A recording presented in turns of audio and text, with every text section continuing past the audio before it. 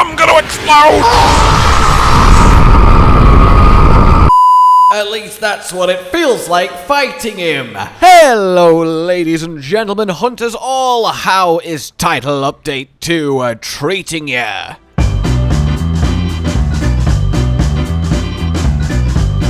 I'm going to assume that, well, you share the same answer I do, which is along the lines of, oh, it's awesome!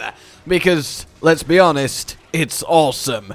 For everyone, even ex-Frontier players, because now the Goku is, well, confirmed real canon, because you can now get it as a little figure in your room. That's right, the ducks are real. But now that we've got that out of the way, let's get our actual ducks in a row and talk about, well, what I want to talk about today, and that is the Risen Monsters, or at least Risen Chameleos, the start of the Risen Monsters. How it is as a concept, how I feel about it, and really to kind of cut to the chase, the fact that I think there is every chance, my gut is telling me, it is the single best endgame take monster, make it more dangerous for more challenge without it technically being a new monster system we have ever had. But before we delve deeper into that take, well, it's time for a history lesson, because this is certainly not the first time, not by a long shot, we've had this kind of flavor of monster at an endgame. To go back to the 4th gen, of course, we had the Apex monsters, the frenzied Apexes, and the guild quests as they got harder and harder. These were certainly very cool, and Frenzy at the time was certainly very cool. They weren't crazy different, obviously they had their Frenzy infusion, and that let them actually apply Frenzy to you, so you had to deal with that, much like Bloodblight and Afflicted, but it's not like they were bristling with new moves, it's not like they looked that different, other than, you know, the purple going off them. They had their dead and revive moment, which was definitely neat. The biggest deal with them is, outside of pure health and damage that they're rocking, is that you have to use the Y stones to be able to hit them, to be able to suppress their frenzy for a little bit, to make the fight manageable. So it certainly added challenge and mechanical depth, but it's not like they were completely, like, crazy compared to whatever the base monster was. That said, though, I still remember them very fondly, and I think they were a really good addition to Monster Hunter.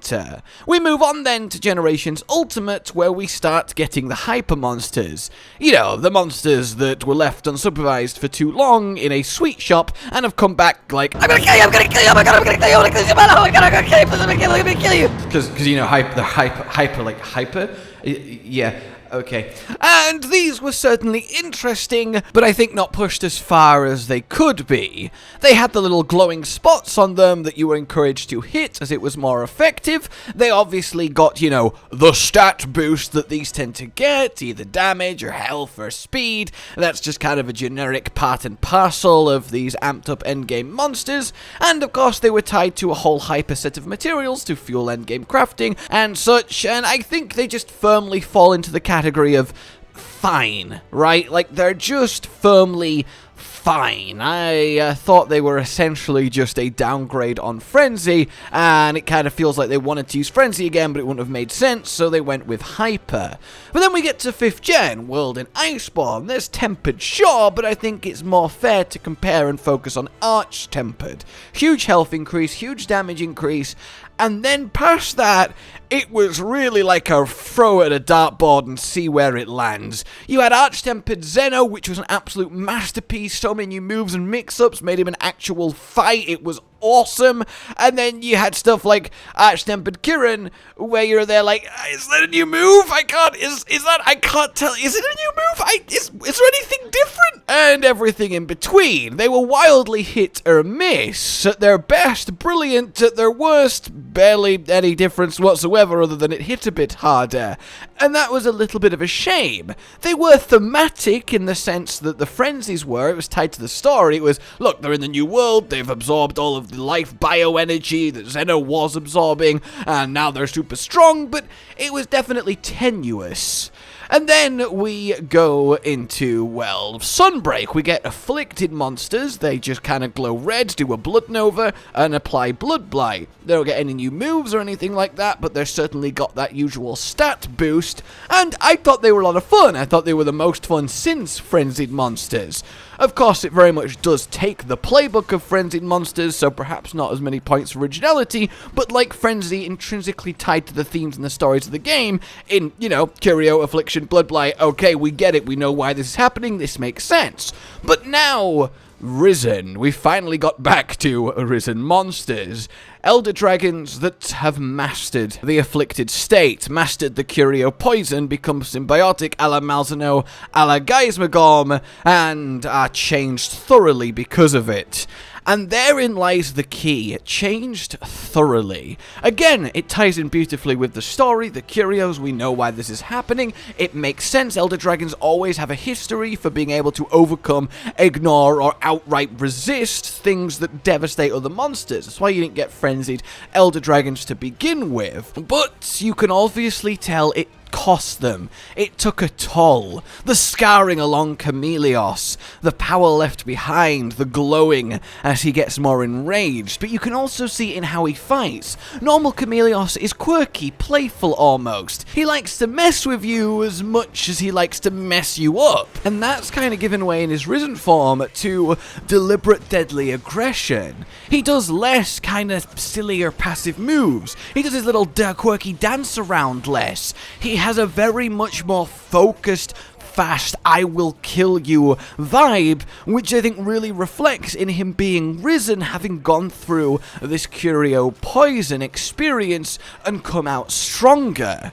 And then we have the fact that you have this first stage of glow, where the scarring lights up, his white tips intensify, the pink lines burning on his body. That's already intimidating. But then we have this next level, where he lights up orange, explodes in Curio power, and now it is on. The entire map tinged with orange fog. It feels just overwhelming. You can feel the pressure of the atmosphere. Whenever you and use a move, it uses 2 PP instead of 1 PP, and you have to come out on top with everything you have. So aesthetically and thematically, it is 11 out of 10. But it lives or dies on how it is mechanically to hunt, and there, well, it lives. It rises, you could say, to the occasion. Because there is so many mix-up new moves, from the tongue drag to the big like explosion balls along the ground, to the beam poison explosion into the ground, to the apocalyptic rain of poison upgrading to venom, different mix-up combos, tempo. Like, it's not just Chameleos that looks different with a couple new moves. You could genuinely tell me that this was a variant of Chameleos, and I would believe you. That's how different it is. That's how much has gone into this, the effort, the expression, and it really shows in the fact that I think Risen, for me, is my favorite of the 3 new monsters. And it really is that. It's 3 new monsters. It's not Flaming and Violet and then a harder Chameleos a bit, okay, I guess. It feels like a whole new monster. That's how much it's changed, but it's not a new monster, it's just a Risen Chameleos. So presumably we'll get a Risen Teostra, a Risen Kushala, and so on and so forth. God, can you imagine a Risen Valstrax? Oh. But that means that we have so much excitement to look forward to, because if all the other Elder Dragons are going to be this changed, both visually and how they fight with their moveset, that is beyond exciting, and it is so far above every other endgame switcher-up that we have gone over in this video. It is above Apex Frenzy, it is above Hyper, it is above Arch-Tempered, it is above Afflicted. Risen really is an elevation of the concept of take endgame monster, make it harder in a way that you can apply to multiple monsters, and let people have fun.